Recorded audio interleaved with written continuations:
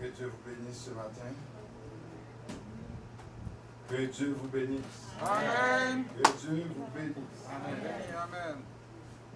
Une fois de plus, on est content de se retrouver dans la présence de Dieu pour nous édifier ensemble, pour rendre gloire à Dieu pour son nom, pour honorer le Seigneur selon ce que Jésus nous dit d'honorer Dieu, d'aimer Dieu de tout notre cœur, de toute notre âme, avec notre force et avec nos pensées, et aimer son prochain comme soi-même.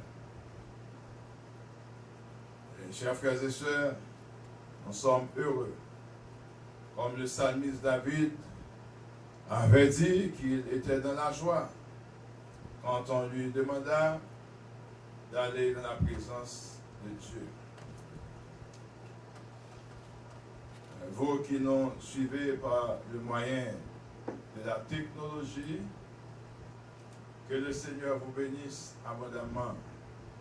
Et s'il y a quelqu'un qui n'a pas encore reçu le Seigneur comme son sauveur et maître, c'est le temps. N'attendez pas demain, aujourd'hui c'est le temps. Jésus disait à chaque jour, suffit sa peine. Confiez-vous à l'Éternel, venez à Jésus. Si vous êtes chargé et fatigué, lui seul, il promet le repos. Frères et sœurs, ce matin, nous aimerions parler concernant l'amour du prochain. Et notre sujet est le suivant, aimer son prochain jusqu'au bout. Si vous avez assez d'énergie pour répéter avec moi ce titre, il serait bon de convaincre votre esprit en disant aimer son prochain jusqu'au bout. Jusqu'au bout. Aimer son prochain. Nous chantons tout le temps jusqu'au bout, je veux te suivre, dans les bons comme dans les mauvais jours.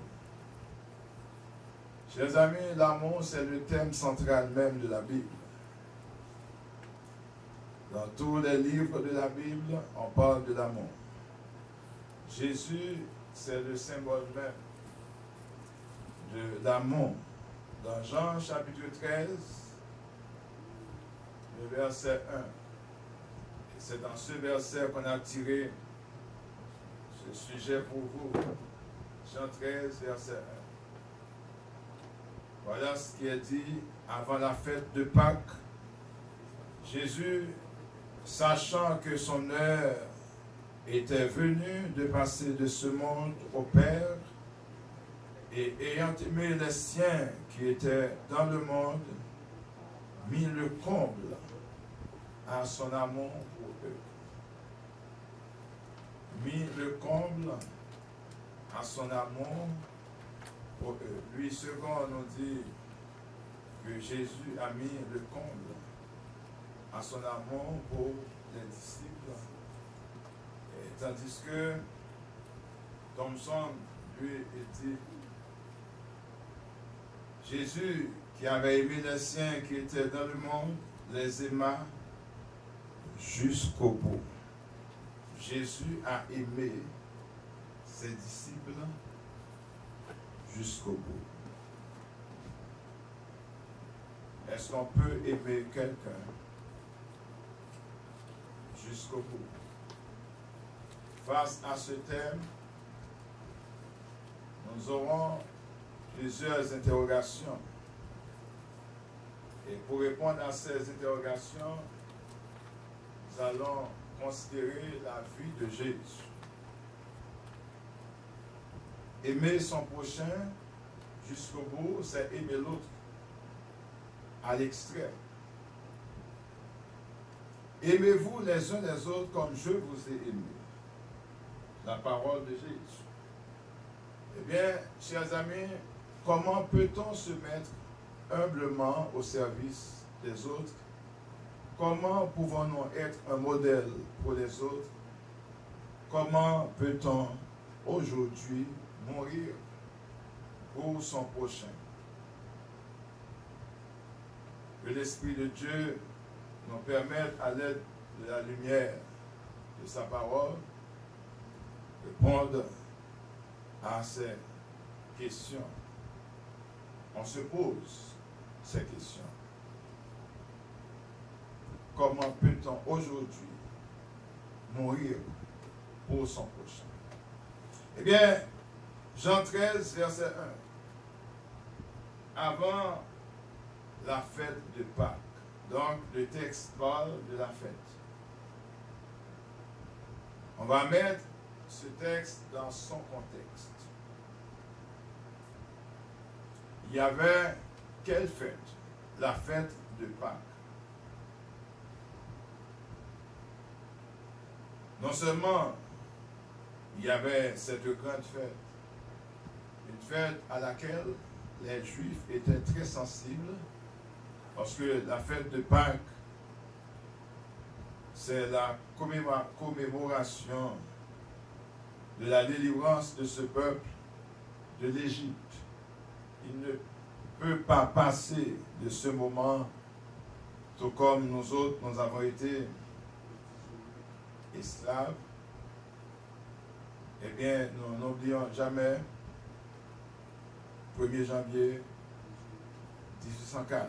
Nous n'oublions jamais 18 novembre. Ce sont des dates importantes pour le peuple haïtien. Et chaque pays a son histoire. Les Juifs ont leur propre histoire. Eh bien, la Pâque, c'est une fête extrêmement importante pour les Juifs. Et face à cette fête, il y avait aussi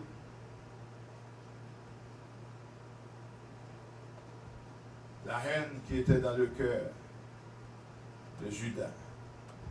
Donc Jésus a été pris entre une période de festivité et il se trouvait en face de celui qui allait le trahir en la personne de Judas.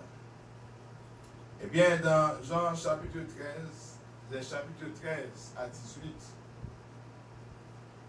nous découvrons ceci, que Jésus a révélé son amour pour ses disciples en se mettant humblement à leur service, en prenant son temps pour les enseigner et en acceptant de mourir pour l'humanité. Pour que Jésus t'ait montré l'amour pour les disciples, il te servi en toute humilité et puis il te prend temps pour t'enseigner et il te bat une vie. Si Jésus, c'est notre modèle, il revient à nous, frères et sœurs, de réfléchir, de penser, de voir si nous sommes capables de nous mettre humblement au service de l'autre. Si nous pouvons prendre notre temps pour enseigner aux autres, si nous pouvons accepter de nous sacrifier pour les autres. Si on se sacrifie seulement pour ses enfants, pour ses parents, pour les membres de la famille, cela ne suffit pas. Le terme prochain va au-delà des membres de la famille. Le terme prochain va au-delà de nos amis.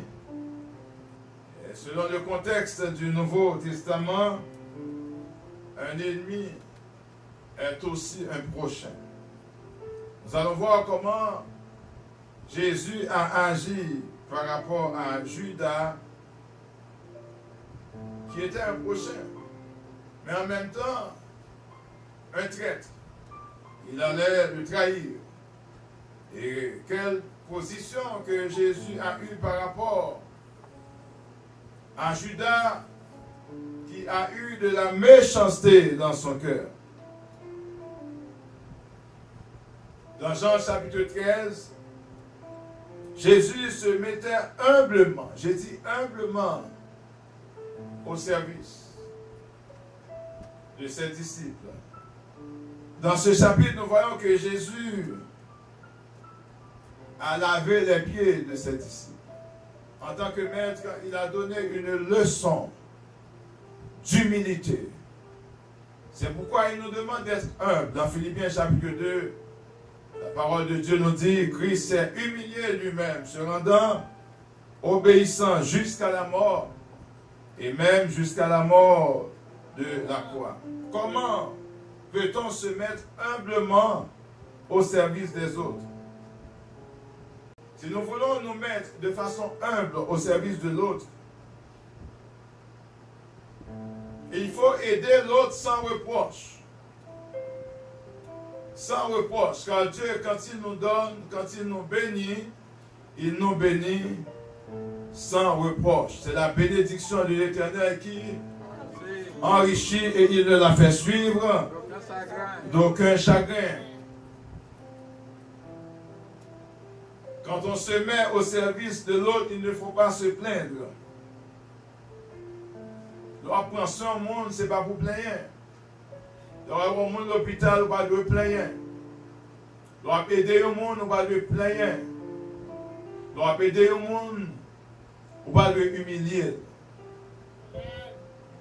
Comment peut-on se mettre au service de l'autre? Jésus n'a jamais humilié les disciples alors qu'il était le maître. Il a mis de l'eau dans une cuvette, il a pris une serviette, il a lavé les pieds de ses disciples. Pierre ne voulait pas, Pierre s'y opposait. Mais Jésus a donné un enseignement d'or à Pierre pour lui dire de laisser faire, car il est convenu, il est convenable. C'était une leçon d'humilité. Nous devons apprendre du maître. Comment peut-on se mettre humblement au service de l'autre? Il faut oublier la faute que l'autre avait commise pour pouvoir l'aider. Si à chaque jour on se souvient de l'erreur de l'autre, on ne pourra pas l'aider. Aimer son prochain jusqu'au bout. Jésus a été jusqu'au bout. Le texte nous dit, et ayant aimé les siens qui étaient dans le monde, mis le comble à son amour pour eux. Il les a aimés jusqu'au bout. Je vous ai dit,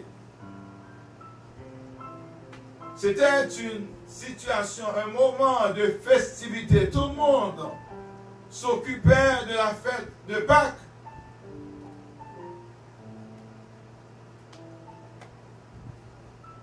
Jésus pensait lui-même à sa mort. Jésus qui pensait à ses souffrances. Jésus qui pensait à travers lui de nombreuses prophéties allaient s'accomplir. Jésus qui pensait à son agonie. Jésus qui pensait à la trahison de Judas. Il a mis le comble à son amour. Il les a aimés à l'extrême.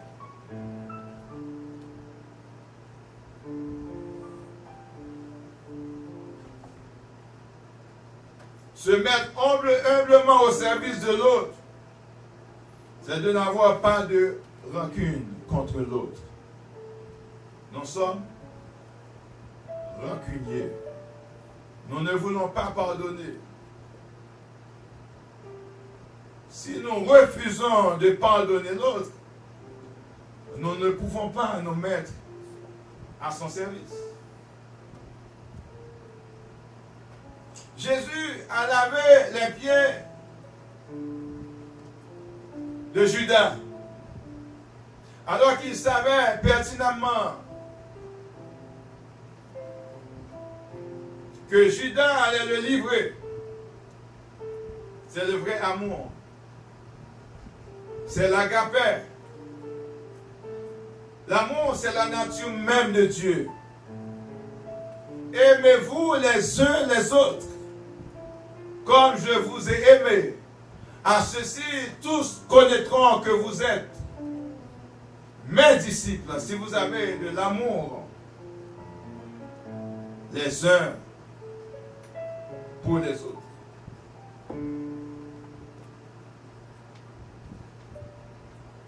Aujourd'hui, le mari refuse de pardonner sa femme. La femme refuse de pardonner son mari. Les enfants refusent de pardonner leurs parents. Et les parents refusent de pardonner les enfants. Jésus a offert le pardon. Jésus a aimé ses disciples à l'extrême.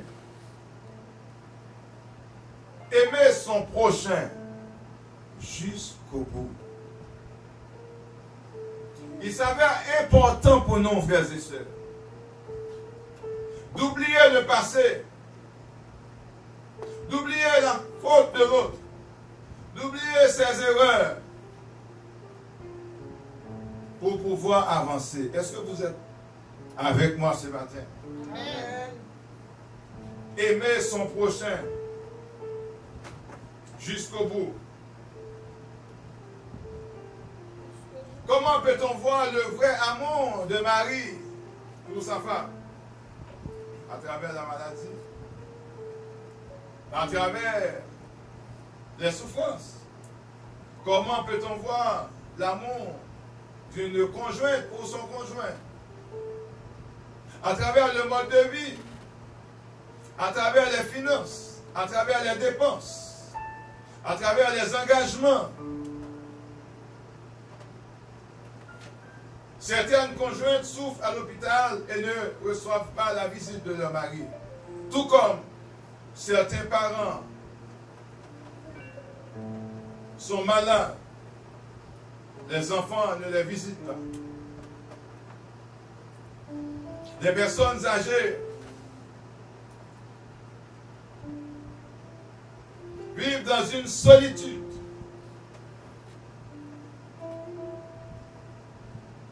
Une solitude telle au point où ils souffrent énormément. Alors que l'engagement du mariage dit ceci, pour le meilleur, on peut le répéter, pour le meilleur et pour le pire. Tout le monde cherche le meilleur. Un tel n'est pas bon, une telle n'est pas bonne. Mais qu'est-ce qu'on a fait pour le rendre bon ou pour la rendre bonne? Quels sont les efforts?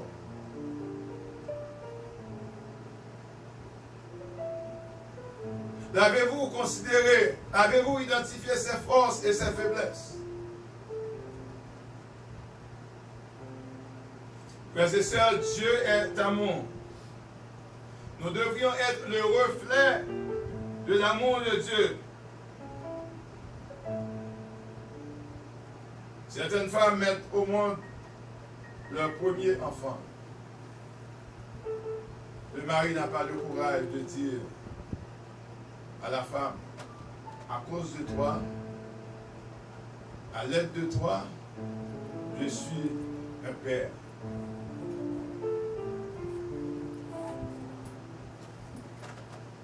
Pas même un cadeau, pas même un remerciement. Pas même une carte. Jésus nous demande d'aimer le prochain jusqu'au bout. Il a mis le comble à son amour.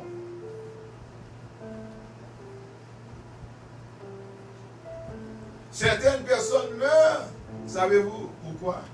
Par manque d'amour et d'affection. Par manque de communication. J'aimerais vous dire ce matin que la communication, c'est la vie. Est-ce que vous entendez ça le matin? communication, c'est vie.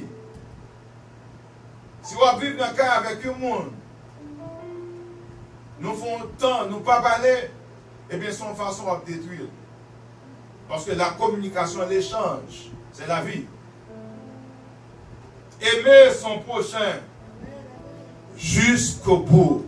Jusqu'au bout, je veux te suivre dans les bons comme dans les mauvais jours. À toi pour mourir et vivre. À toi, Jésus, pour toujours. Ce sont les bons mots lancés à l'endroit de Jésus. Avons-nous mis ces mots en pratique dans nos relations quotidiennes? Ayant aimé les siens qui étaient dans le monde, mis le comble à son amour pour eux. Jésus, pour montrer son amour, il se mettait humblement au service de l'autre. Il nous demande de nous mettre au service de l'autre en toute humilité et douceur. L'Église. L'orgueil nous mène où? À la chute, à la ruine, alors que l'humilité précède. L'humilité précède La gloire. la gloire. Jésus a lavé les pieds de celui qui allait le trahir.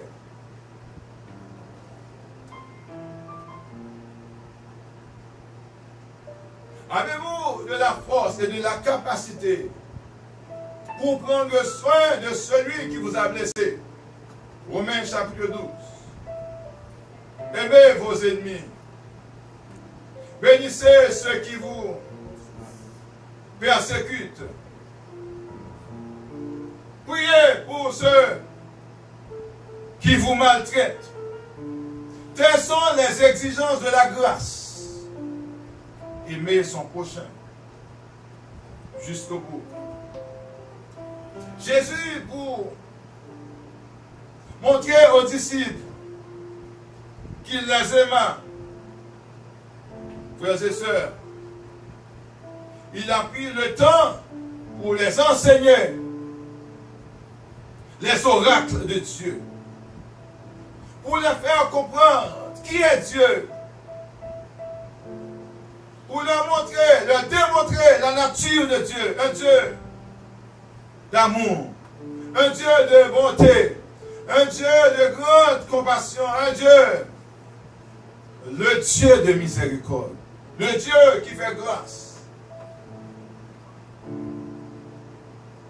Jusqu'à la 1000e génération, béni soit l'Éternel. Ma question, comment peut-on se mettre humblement au service des autres? Nous venons de voir qu'il ne faut pas se plaindre. Femme, votre mari est malade. Soyez à son chevet. Marie, soyez au chevet de votre femme.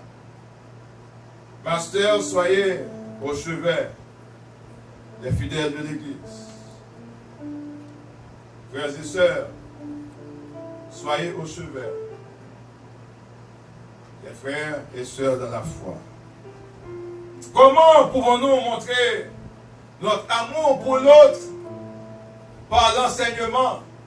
Jésus a démontré son amour en enseignant aux disciples. Nous pouvons être un modèle de foi pour l'autre, l'Église. Nous devons être un modèle de foi pour l'autre monde.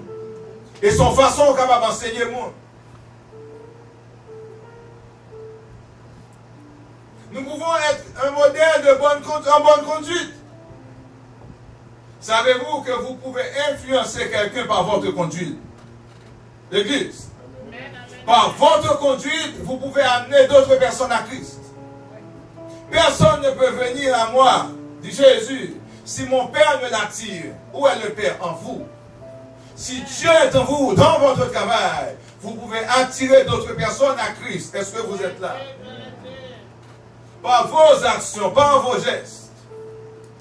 Vous pouvez être un leader. Vous pouvez influencer l'autre. Par votre vie morale, une bonne vie morale. une bonne vie morale. Si vous mentez devant vos enfants, qu'est-ce que vous les apprenez? À mentir. Mais si vous dites la vérité, dans toutes circonstances, vous envoyez un message aussi à vos enfants. Vous leur demandez de dire la vérité en toutes circonstances. N'est-ce pas un style d'enseignement? Vous pouvez enseigner l'autre par vos actions. Jésus a enseigné aux disciples par son comportement. Les disciples avaient vu en Jésus un modèle de souffrance, un modèle d'amour, un modèle de compassion. Jésus était patient. Il a enseigné aux disciples la patience.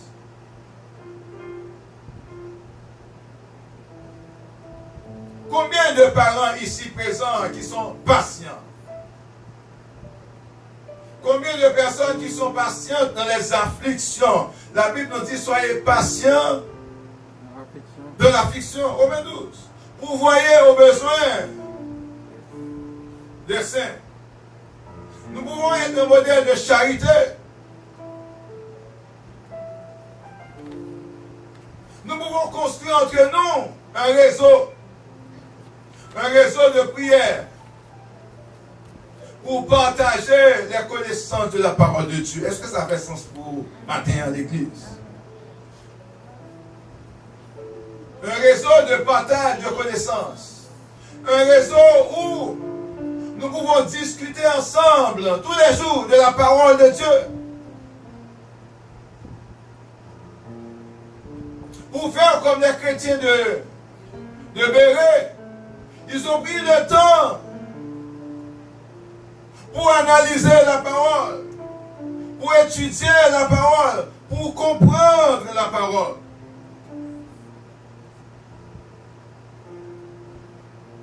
Vous qui avez beaucoup d'expérience dans le mariage, vous qui êtes mariés depuis des années, vous fêtez 50 ans, 25 ans, 10 ans,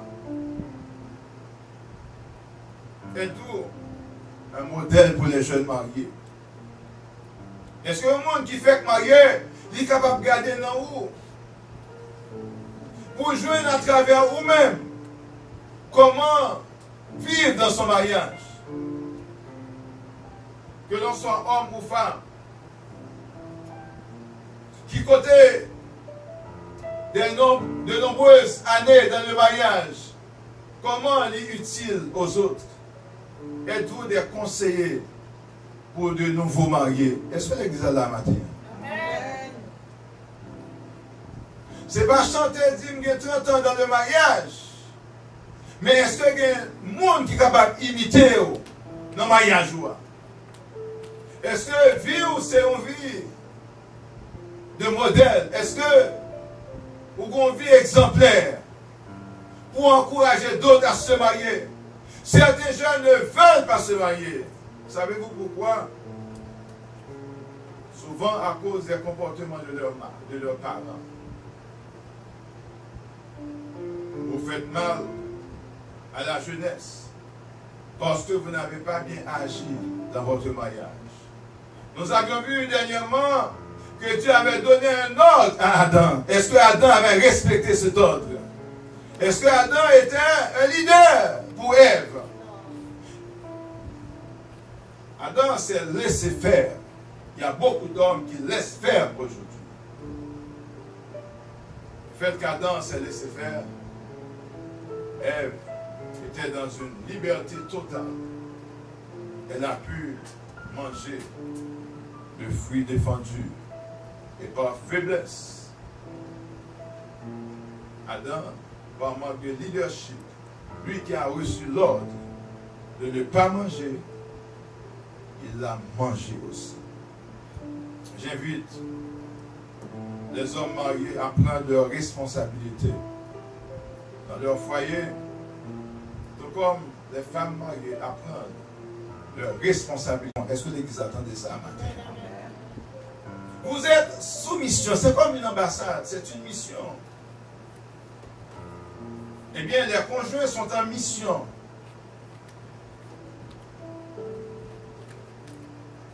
Instruis l'enfant selon la voie qu'il doit suivre. Quand il sera grand, il ne s'en détournera pas. Savez-vous qu'un jeune peut influencer d'autres jeunes aux études? Est-ce comme ça? Pour une fois, je peux prendre ma vie comme exemple. J'ai influencé beaucoup de jeunes dans ma jeunesse à leurs études et à suivre le Seigneur. Je rends grâce à Dieu pour cela. Il y a de nombreux prédicateurs aujourd'hui. J'étais leur modèle dans ma jeunesse.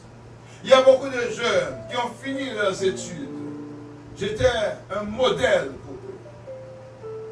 J'invite ce matin les jeunes à enseigner les autres par leur aptitude, par leur engagement, par leur façon de faire. Vous pouvez ne pas avoir de langage pour expliquer, mais vos actions peuvent témoigner pour vous. Mettez-vous amen. Amen. Il y a des jeunes aujourd'hui qui n'ont pas d'objectif. Il y a des jeunes aujourd'hui qui sont en 12e année, si on leur demande. Après avoir reçu le diplôme de 12e année, qu'est-ce que vous allez faire? Ils vont répondre, monsieur, je n'ai pas d'idée. Bien souvent, il y en a qui prennent une année sabbatique pour ne pas aller à l'école parce qu'il n'y avait pas de rêve, parce qu'il n'y avait pas d'objectif, parce qu'il n'y avait pas de pensée. Vous qui êtes prêts à aller à l'université, soyez là pour conseiller, pour influencer l'autre. Vous, femmes mariées, soyez des leaders pour influencer les jeunes mariés. Est-ce que Sarah n'est pas un exemple pour vous, les femmes? Vous m'entendez? Sarah, c'est le modèle de l'obéissance parfaite. Sarah obéissait. Quand je parle de Sarah, je parle de la femme d'Abraham. Sarah obéissait à Abraham au point de l'appeler. Comment? Vous mettez fort là. Sarah appelait Abraham son Seigneur. Je dis à qui surnom by Mario? En plus, il faut nous moucher ça. Nek ça. Nom ça. Nous c'était prénom à tout nom, l'en fâché. D'ailleurs, quand femme n'a fâché, c'était non nègre à tout prénom. Ah oui? Nous ne va pas prendre non. Il faut donner des pseudonymes à votre femme et à votre mari. Vous voyez, le moucher, comme ça. Il faut enseigner les autres. Par votre comportement, il faut influencer les autres. Jésus a influencé les disciples. Si Jésus n'avait pas influencé les disciples, est-ce qu'on aurait Pierre aujourd'hui? Est-ce que nous parlons aujourd'hui de Pierre, des belles paroles que Pierre avait prononcées? D'où Pierre a-t-il trouvé ces beaux raisonnements? De la bouche du maître. Quand chante une belle parole, ça y est, pour ta vie d'apôtre de l'amour. De la bouche du maître. Parce que Jésus a été un modèle. Jésus a mis le comble à son amour pour les disciples, y compris celui qui allait le trahir. La trahison de côté, l'organisation de la Pâque de notre côté. Mais Jésus, lui, il avait un travail à faire.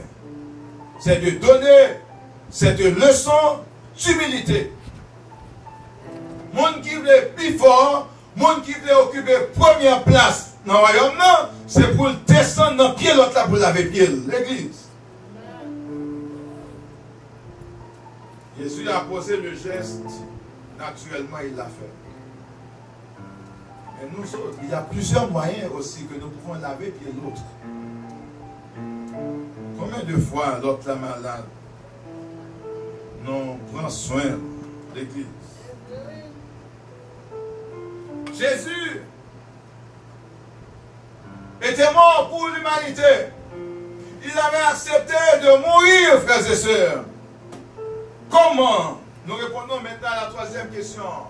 Comment peut-on mourir aujourd'hui pour son prochain? Il y a plusieurs façons qu'on peut mourir pour l'autre. Pas besoin de mourir physiquement pour entrer en bataille. Mais une façon qu'à mourir pour l'autre.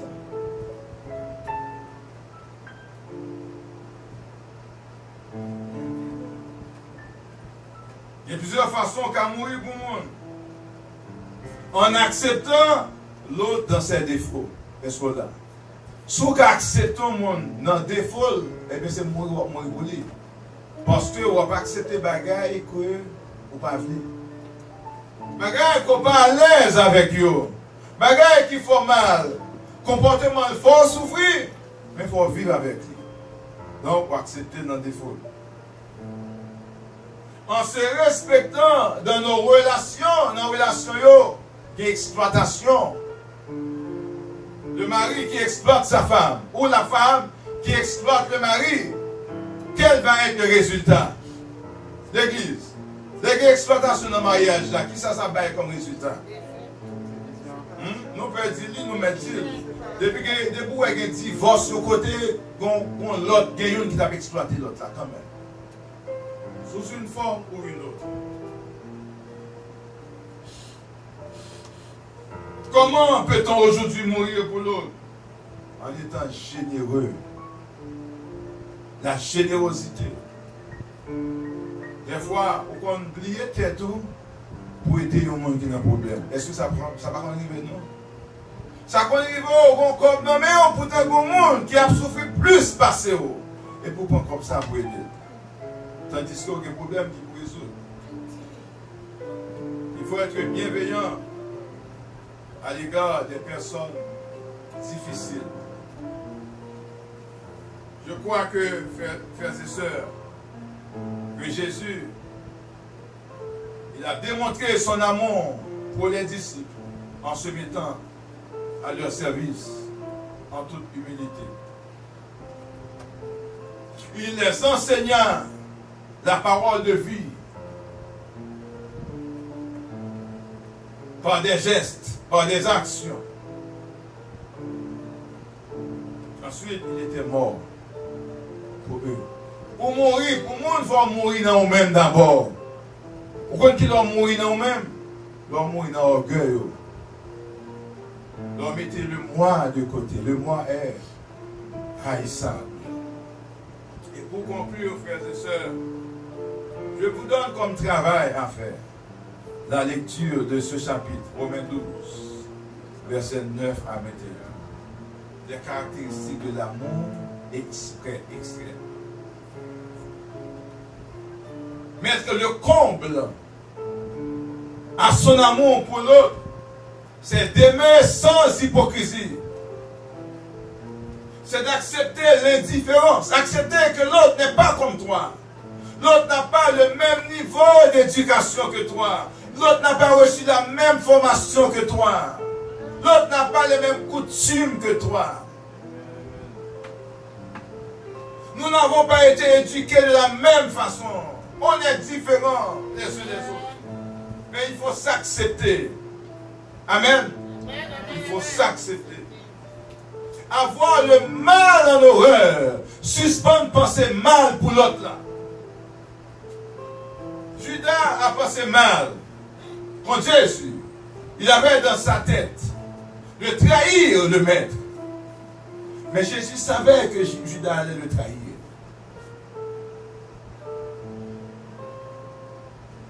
Avec pied l'autre, est-ce que tu as quitté Judas? L'église, est-ce que Jésus t'a quitté Judas? Combien de fois ils vont au côté ou même? Ou saluer le monde, les gens nous sauter pour pas saluer. Si Jésus avait lavé les pieds de Judas, ou même pour saluer tout le monde, est-ce que vous d'accord ça? Parce que Jésus dit, qui ça sera utile pour saluer seulement les amis? Et puis, les gens qui ont pour l'amour, ou pas saluer. Il dit, pas rien, il fait ça tout. Mais au même, il faut agir le contraire. Il faut s'attacher fortement À quoi? Au bien. C'est pour marrer avec ça qui est bien. Jette ton pain à la surface des eaux. Au jour fixé, tu le verras. Il faut se respecter mutuellement. Dans le mariage, on veut prendre une pour taper pied. C'est torchon que dit. Et puis lui-même, vous voulez respecter. Vous prenez l'autre comme esclave. Et puis vous voulez respecter. Ouvrez vos oreilles pour comprendre ceci. Il n'y a pas de soumission sans amour. Vous mettez ça avec moi, pas de soumission sans amour. Femme n'a pas jamais soumettre sous pareil. Parce que Jésus a donné ce ordre. Marie, aimez vos femmes. Femmes, soyez soumises à vos maris. Pour qu'il y ait soumission, il faut d'abord le respect et l'amour. Est-ce que vous êtes d'accord avec ça? Vous ne pouvez pas dire que vous ne pouvez pas prendre un caillou, mais pour demander soumission. Soumission à quoi? Pour responsable, pour engager. Pour un petit journal toute la journée. Devant l'ordinateur, on ne peut même pas travailler. Et pour besoin d'un leadership. Le leadership, c'est le modèle. C'est être un modèle. Il faut se mettre au service des autres. Il faut être hospitalier. Ce n'est pas moi qui l'ai dit. C'est l'apôtre Paul qui le raconte dans Romains, chapitre 12, versets 9 à 21. Il nous dit d'accorder le pardon, de pardonner nos prochains. Il nous demande d'être honnête, d'être bienveillant, d'être patient, d'être sympathique, d'être sincère et diligent. Soyez bénis, frères et sœurs. Soyez bénis. Aimer son prochain jusqu'au bout, c'est-à-dire dans les souffrances, dans la maladie. Pas parce que l'autre là a fait une opération, il y a un membre encore qui est affecté ou divorcé pour ça. L'autre a perdu du travail, parce qu'il a perdu un plan, pas de salaire qui a rentrer, ou sans tout dépenser trop, et vous quittez le foyer pour ça. Où est l'amour? Pour le meilleur époux? Le pire. Pour le meilleur époux? Le pire. Le pire. Le pire est là dans le mariage. Le meilleur est là aussi. Vous pouvez trouver le meilleur. Eh bien, quand les situations difficiles apparaissent, il faut les gérer, frères et sœurs. Amen. Mais pour les gérer, il faut avoir l'esprit de Dieu. Dieu. Que Dieu vous bénisse. Que Dieu vous dirige, qu'il vous garde. Il vous remplisse de toute sa grâce. Pour que vous mettiez vos pieds dans les marques-pieds de Jésus. Il est notre modèle, n'est-ce pas vrai? Il est notre modèle. Il est notre modèle. Lisez cette partie avec moi dans ce sermon. Jésus a révélé son amour pour les disciples en se mettant humblement à leur service, en prenant son temps pour les enseigner, en acceptant de mourir pour l'humanité. Maman doit pouvoir tuer tout, mais si vous avez retiré les défauts, c'est bon. C'est des défauts qui empêchent d'accepter l'autre avec des défauts. Soyez bénis, frères et sœurs. Amen. Soyez bénis. Amen. Soyez bénis. Amen. Jean 13, verset 1. Jean 13, verset 1, Jésus a mis le comble à son amour pour les disciples. Eh bien, mettre le comble à son amour, c'est d'aimer l'autre à l'extrême. Vous ne pouvez jamais aimer ma ou trop. Vous ne pouvez jamais aimer madame ou trop. Vous ne pouvez jamais aimer petit ou trop. Eh bien, petit, les enfants, vous n'aimez jamais trop vos parents, parce que l'amour est de Dieu. On est béni.